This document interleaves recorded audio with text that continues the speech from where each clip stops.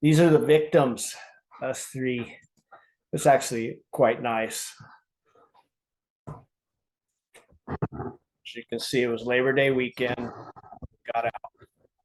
Everybody here okay? All right, keep talking. Yes, we can all hear you. So I'm going to read a little bit about it from Western Whitewater, the Bible.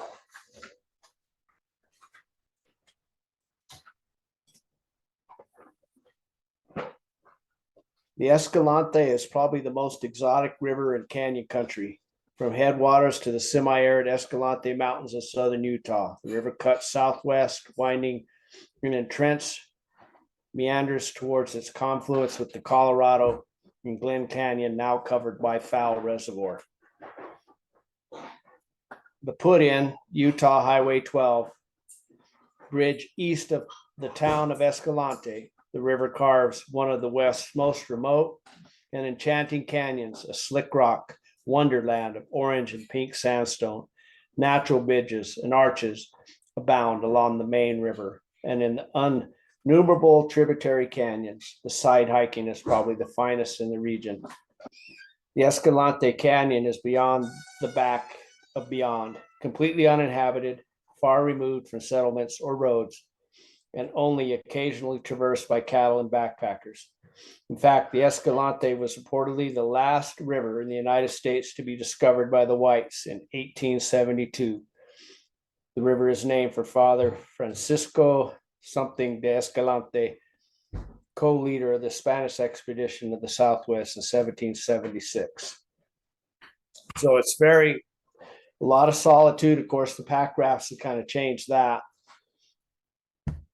And it's hardly runs. It ran in 2019 and this year, 2023, because of the great snowpack we had.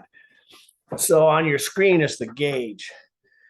And it doesn't do you much good. Other than when you start to see it come up, you got an inkling that it's probably good to go. But social media is probably your best bet with it, because you keep looking at the gauge and you just wonder if it's happening at all. Excuse me. But yeah, when you start to see it get up there a little bit, you got a good chance of doing it. But you do the 10-hour drive and get to the put-in and you'll find it if it's doable or not. I think we only had about 50 CFS.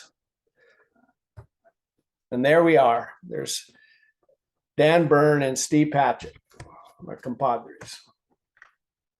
And then we are at the put-in,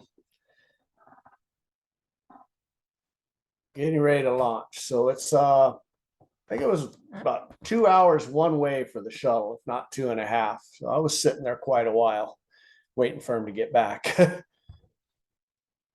There's a good shot of how big it is. Not much to it. You pretty well get up anywhere you need to when you get stuck and stand in the water and move your boat around. Great camps, no bugs, temperatures are great.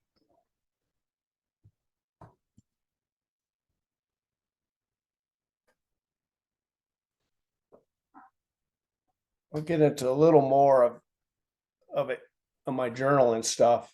I'll show you some of the pictures.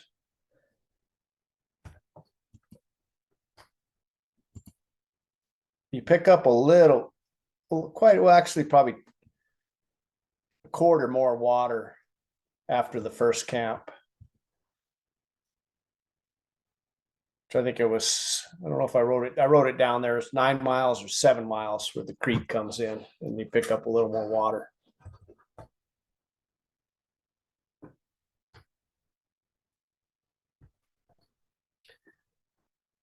Not quite as gnarly as the Gila, but it's got some of that down tree action for sure. And Boulder Creek comes in and adds some water to it 7 miles down. That helps considerably. So it looks like we did about 7 miles before we camped.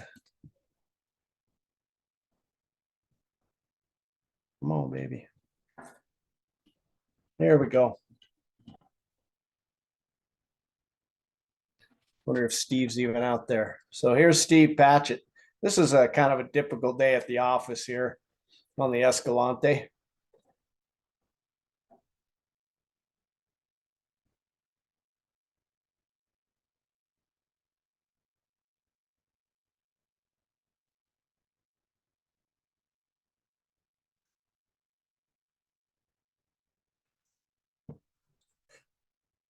Keep watching this. Yeah. That's a good thing about inflatables is you can get in and out of them pretty quick and easy. I tend to be on my knees on a lot of the lower stuff when I was fighting it, and I could jump in and out pretty easy.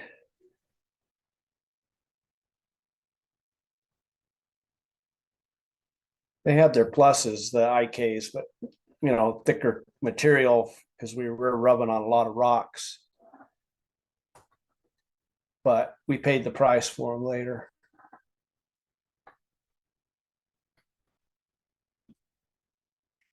Great experience. So, yeah, 6 days.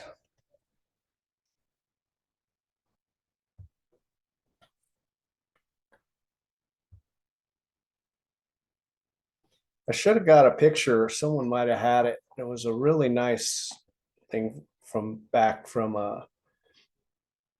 when they did the survey of the whole area in the 1800s.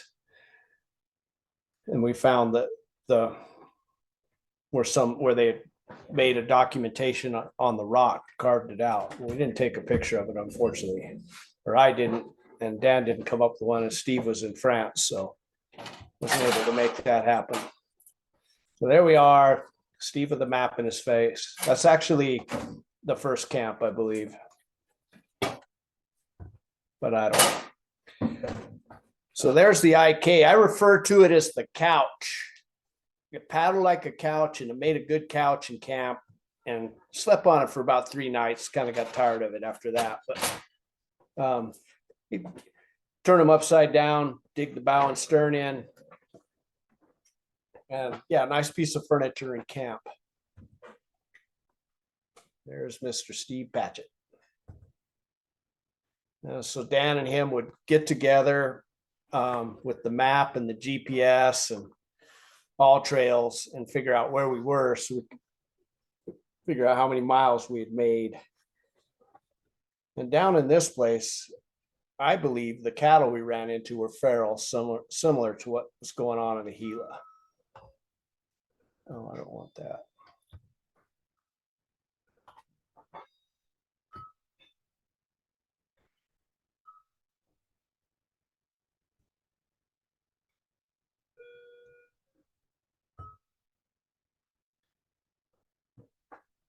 How many miles total? I think it's 70.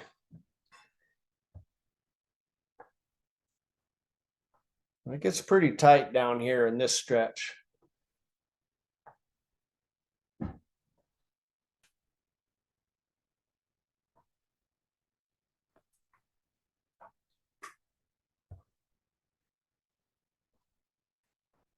I think at this point we're trying to figure out where we were going to get water, and there had been a good flash, so the source of water that day turned out to not work, but we got through that night all right.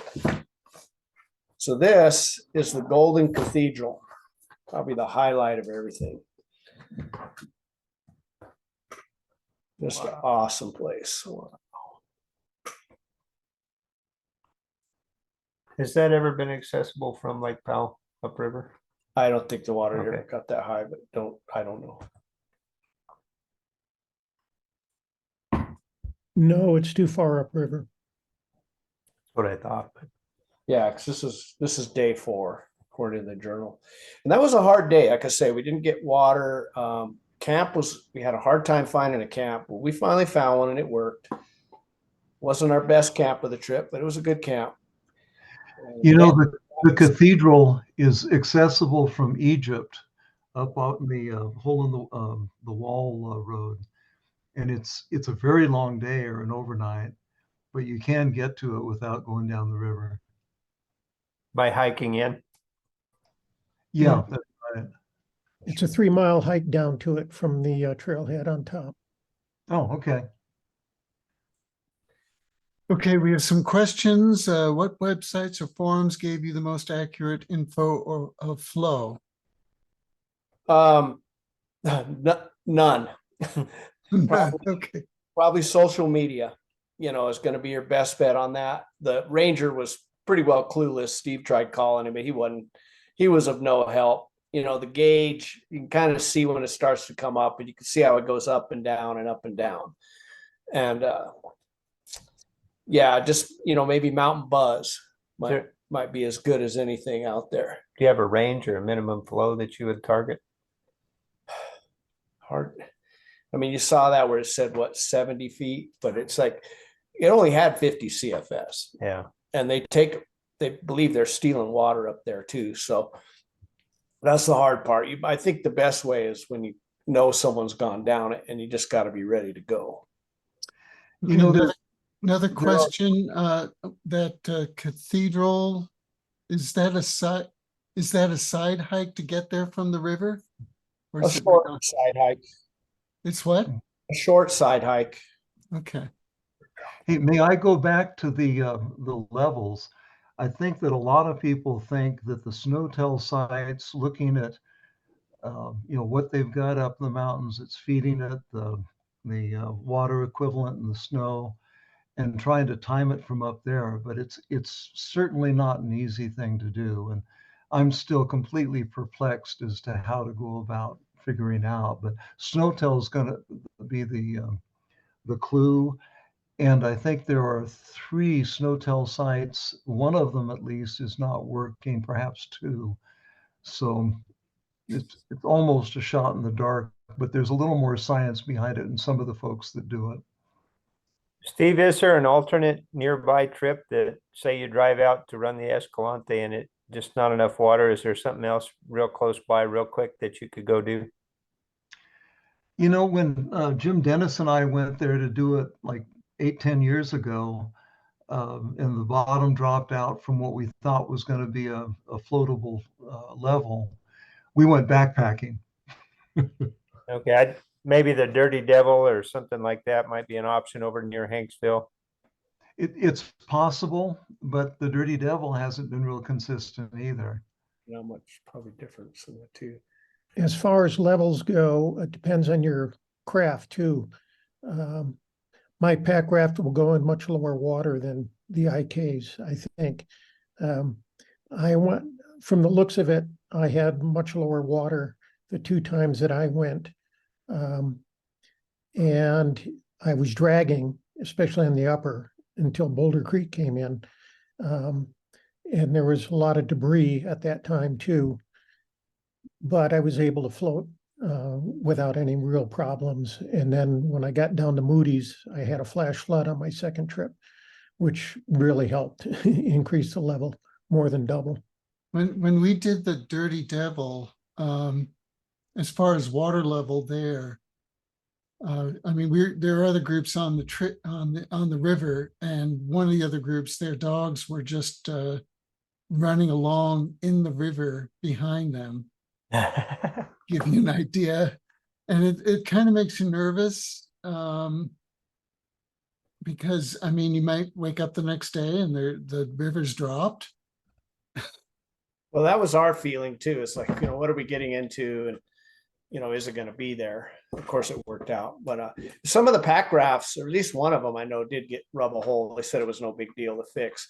That seemed like the only drawback, that the IK kind of had it on the pack rafts because they're just a little tougher. But I guess there's different grades of, of pack rafts too. But it was definitely, Steve, your boat took a little beating there. I don't think it's too rough for the wear, but yeah. But you probably want to travel light, both because you'll draw less water, and if you do need to carry out, if the river drops, it will be feasible. Well, you're carrying out either way unless you go to the lake. So yeah, you want to pack light, so we'll get into that. So this is getting down at Georgia Camp, I believe, getting close to it. But oh, we'll get into these. These 2 days in a row, there was a port and where it just bouldered up, and you had to just walk around it with your gear and reload. No big deal. It was an easy port, but there they are. And this one here, I actually took Dan's boat. He asked me to just go ahead and drop it over that waterfall, so I did. So there they are. There's our 2 portage. And they're marked. You can pretty well tell when you're coming up on them. Plus, everything's coming at you so slow anyway. Just, nice thing about not having much water. There's a question on your flow graph. It appears to have a diurnal flux from 15 to 60. Is that CFS? Did it seem more consistent in the river? It was pretty consistent. I mean, we would see a little flux from day to night, but it wasn't. Once Boulder came in and everything, we would see a little change in it, but nothing really significant. So yeah, this is Georgia Camp, and she was the first one to go down it. And then this is our last camp on the river before we get to the takeout. So really neat story here. We're get all loaded up and we're getting ready to go. We're really thinking we're something else. And these 2 gals come strutting into camp. Brazil Nut, a couple long through hikers, Brazil Nut and Diane. Too bad we can get a picture of them. They were something else. Come strutting into our camp, real friendly and nice, typical through hikers. And they were hiking the Hayduke Trail. So they made us look like a bunch of wimps. And Dan's a through hiker, and he's like, I want nothing to do with the Hayduke Trail. It's just a piece together. So they were walking the length of this thing. And I gotta do this to you, Steve. So Steve tells him, well, I back down here with my kid. And I was like, Steve, that was a nice try and one up those 2. They were a couple badasses. So that was our last camp. But the grand finale when they came into our camp that night, that morning, I'm sorry. And this is, now we're down pretty much to Coyote Gulch. And that's Stevens Arch. When you see that, you're pretty much to Coyote Gulch, unless you're going to go on down to the lake and have a boat pick you up. This is where you pay the price, especially if you're going to do it in an IK, which there was nobody else packing IKs out of there. The other people that were in IKs went on down to the lake. IK weighs about 45 pounds, just the boat. Yeah, Dan said his weighed 55 when he got it home in his bill bag. So this is part of the hike, and this is the exposure. It scared the hell out of me. I don't like that shit. And I had a couple. Luckily, I brought my hiking poles with the rubber tips. That really helped. You got that awkward IK on your back, and you got to walk out of this. And the other people that had the IK said they had done it before, never again. The 3 of us will testify we'll never do this again. It was a one and done. So here you go. And there's Dan, day 2. He said that baby, he said that baby there, the drum weighed 55. He said the IK weighed 65 when he got it home. Because of course it's not dry totally as well. And you got sand in it and everything else. So this is the crack in the rock. Did you have to climb up that rope? No, you'll see if I can exit out of here. Tom's busy at the moment, or I'd asked him if he'd seen any Indian ruins or relics or pictographs or anything out there. We did find one nice set at that one camp. Yeah, so there it is. There's the crack in the rock. So your gear goes up that webbing you saw that was actually there. It broke on Steve too. He was pulling his first load up. Yeah, he fell. We can go to the next one.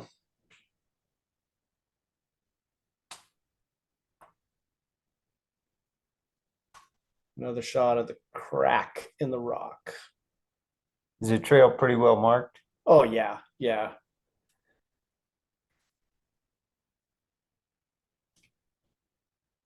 All right, keep moving. That's somebody else's rope and pack, but yeah, there it is. Got a lot of help there. The How long youngster, was the hike out? it was 3.5 miles. And if you go to the next slide, you get to see 2 miles of it, of what you got. And it's on a sand dune, and every day it got hotter as you got closer to Lake Powell. So you see that spire in the middle, you go around that. The river is down the bottom right. Right. And so you go around that and all the way up that sand dune, up the crack in the rock. And then you get there, that's 2 miles. So we did the boats out the first day. And then we went back and camped and got up the next morning and took out the gear. Wow. So yeah, so you get there, you still got another 1.5 miles of sand dune to go. And in here it says,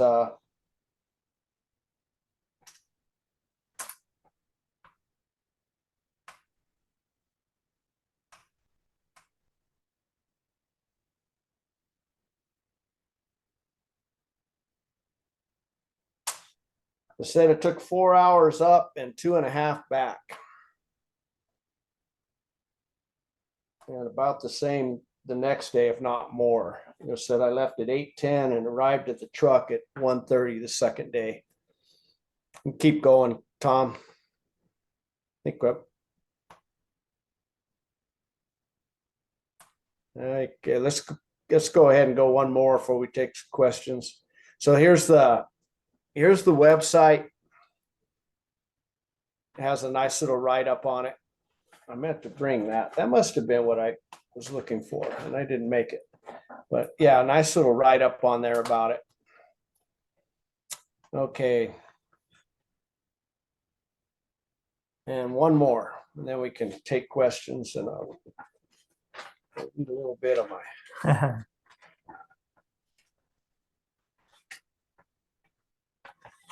So my journal says at 7 miles, we come to Boulder Creek.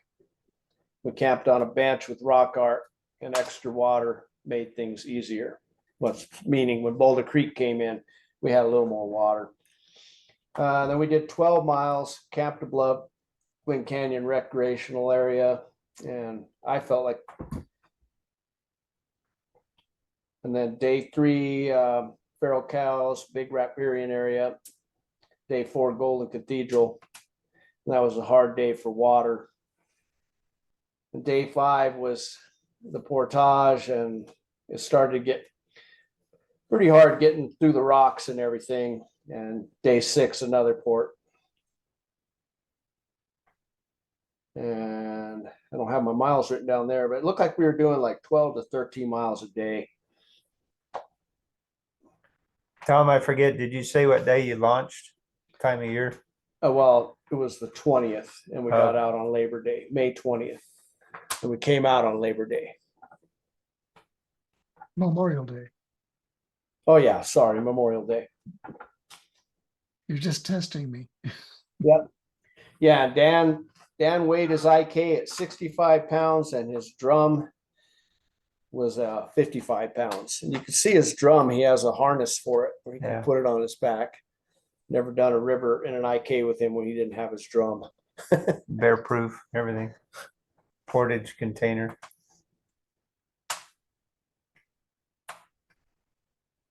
Would you do it again? He says, ready to go next spring. Dan says, we'll pack lighter, and we have to go buy pack rafts probably if we're going to do it again. The IKs were tough. It was a tough way to go. Take an inner tube with your tent in your lap. Yeah. No tent, actually. How was the weather? Was temperatures cold? Oh, it was just perfect. It was really, I spent a lot of time in Utah this year, and in that month of May and all the way to in June, we did the San Juan, and the whole time the weather was just perfect. No wind, no bugs. It did start to get a little hot, as we got closer to the lake.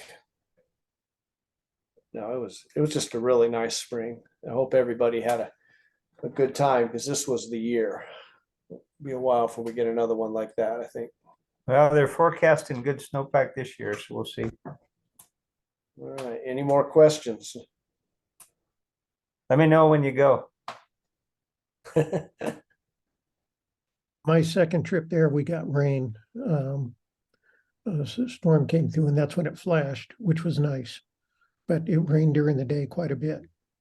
And that was in May. And you took out early on one of the trips, right? Yeah, my Yeah. first trip I took out at Egypt because it was snowing.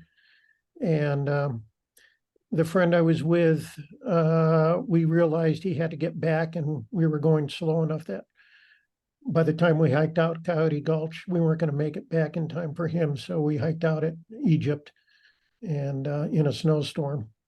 How was that hike, Steve? It was fun. It worked out well. Someone at the top of the trail was camped out there and there was a guy there. One of the group said, "Hey, I'm not doing anything. I'll take you to your car." So, it worked out quite nice. Nice. I was going to ask too about the shuttle logistics for the different access points and distance and time, security. It was fine. There was 45 cars at the parking lot. It was busy. The put in?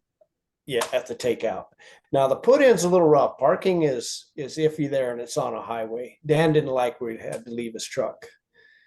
So It's hard to get a parking spot there sometimes. right. How long of a shuttle is it?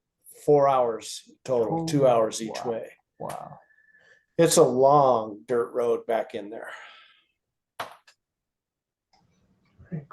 And it cost me a set of shocks. When I did it last time, two, 3 years ago, I did it solo and I met someone at Stevens Canyon where I camped who had been hiking and he offered me a ride out. So I ended up getting a ride back, no problem.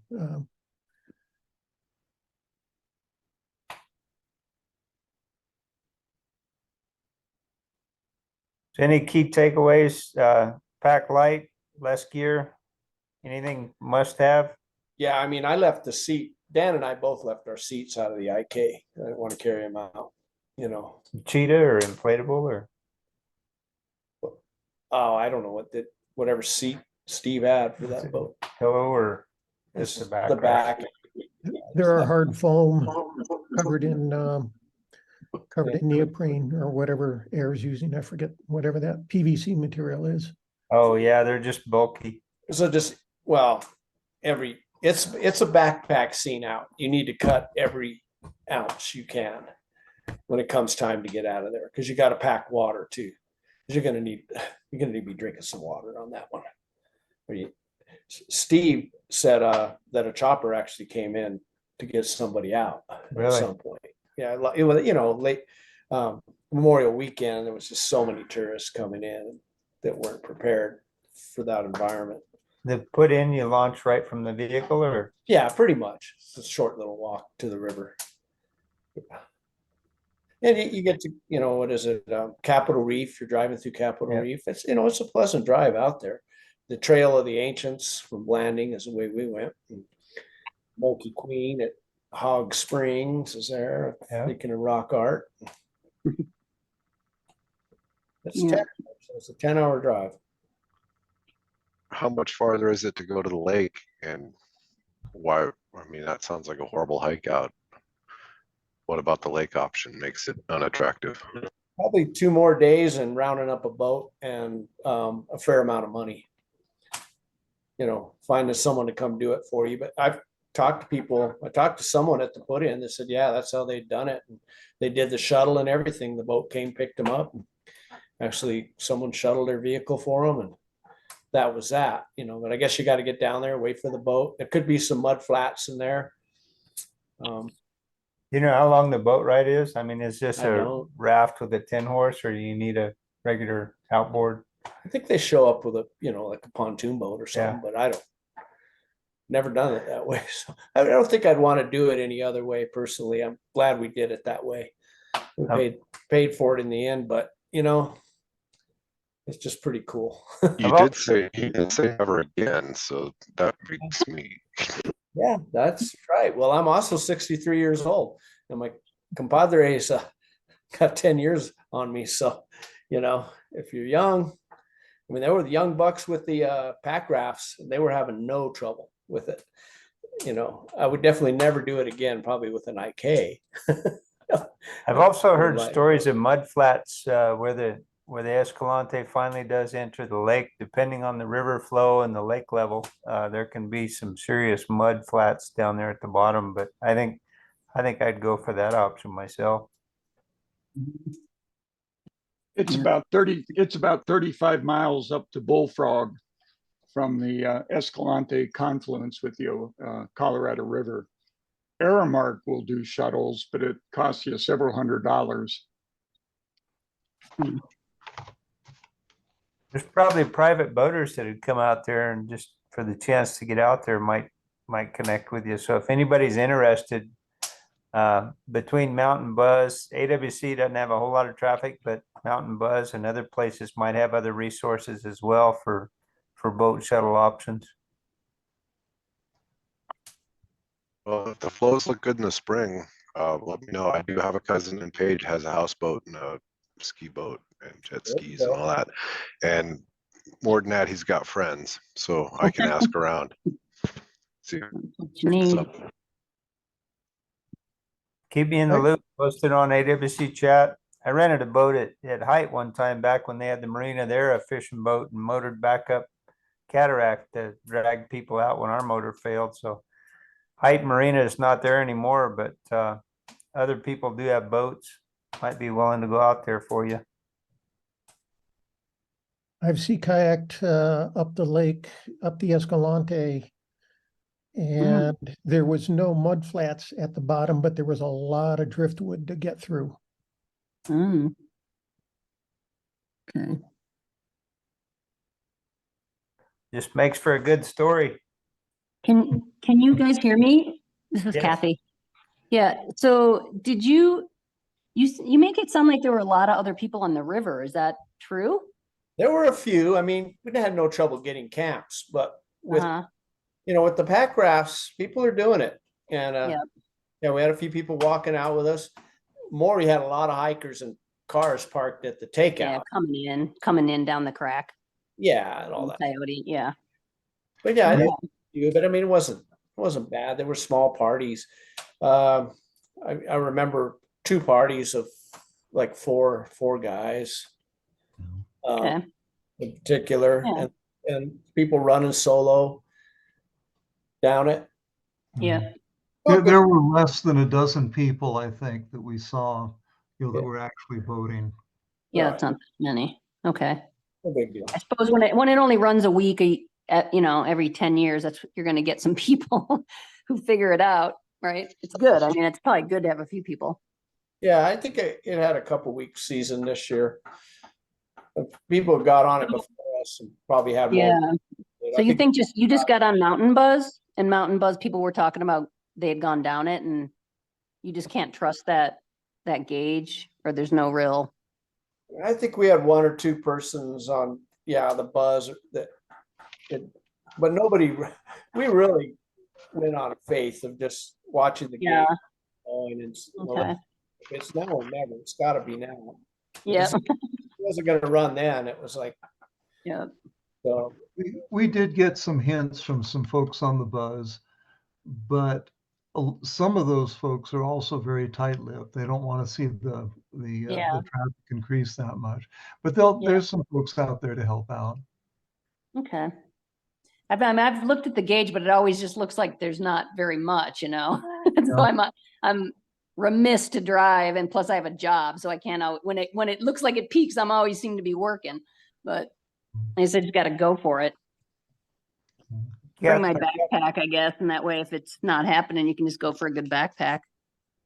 Kathy, you mentioned the Muddy Creek and the Dirty Devils over in that area too. Those are Yeah. similar. Yeah, they were great.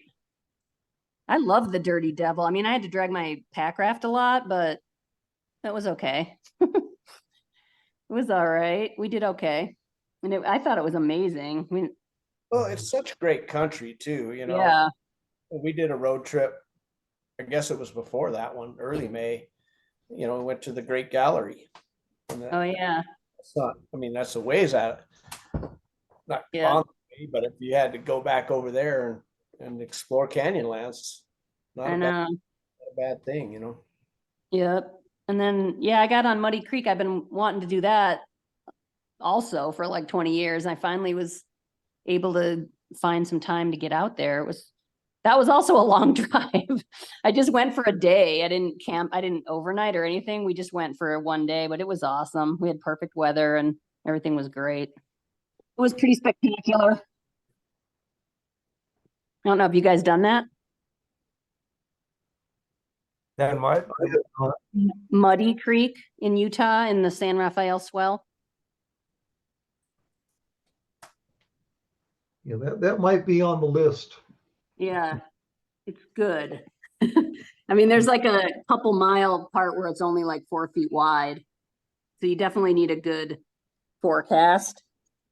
But yeah, it's spectacular. I've You even guys- I've even seen reports of people running Dark Canyon. They get a special Oh, permit. yeah. Huh? They Yeah, hike in, probably. With a Yeah. pack raft, probably. they hike in and they run down Dark Canyon and then paddle out on Colorado. Yep. You That's know, cool. Scott, I've seen something on that recently, and they were talking about paddling the Colorado to connect two of the canyon systems, Dark and I don't remember, Willow maybe, the one above it. But I don't think there's enough water in Dark itself to do much in the way of paddling. I could be wrong. Part of, let's see, part of Dark kind of goes into Poison Spring, right? Down to the Dirty Devil. I think there's a connection to that, right? No, that's No? different country. This is up like Oh. Bears Ears. It's up north of the Bears Ears Oh, themselves. okay. Okay. And Yeah. it comes into the Colorado, that would be west of the top of the Abajo. Oh, yeah. Okay. Dark Yeah, I Canyon guess so. on the east side, and we used to float down Cataract, and we would stop and camp and hike up Dark Canyon to a couple of great swimming spots. And yeah, Wow. there's some, Nice. I don't know how they'd portage around those, but they did it. Nice.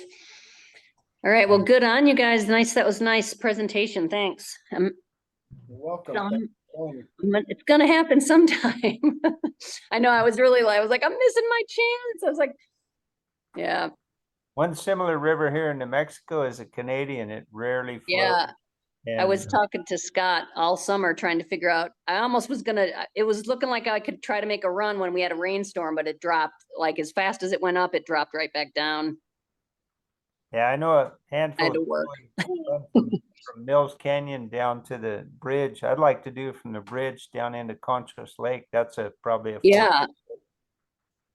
Yeah, that all looks good. I'd do any of it if I can. See, that's another hard one, huh? But sounds beautiful. I mean, hard to get on it. Hard to get on it. So